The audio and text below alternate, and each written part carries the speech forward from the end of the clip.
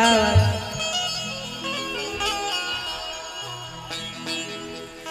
की के महीना कोना के परछम आ गौरी बुढ़ावा बारगे होइए हमारा डारगे ना। बोलिए शंकर भगवान की 1 2 3 4 जय हो।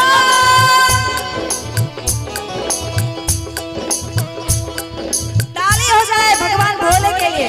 जो जो भोले वाले भक्त हैं सभी आदमी ताली बजा दीजिए एक मीठी मीठी।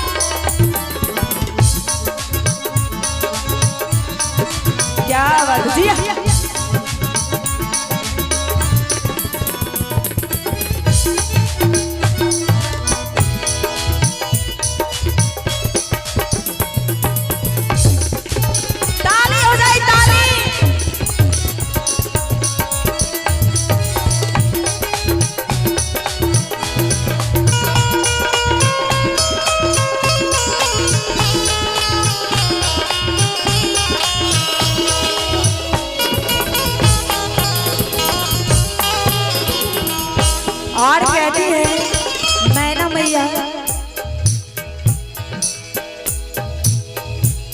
कि बड़ा के भूत पर तबरियाती देख के धरतिया मोर छाती।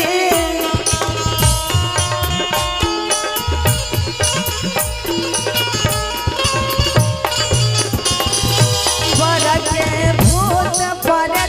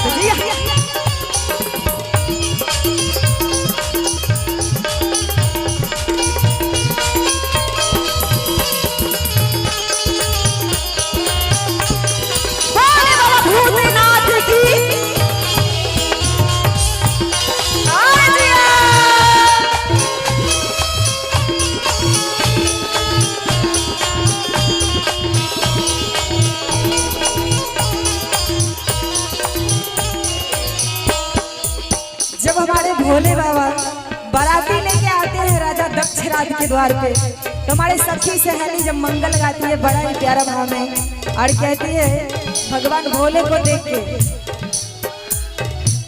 के बर के चादर हो नहीं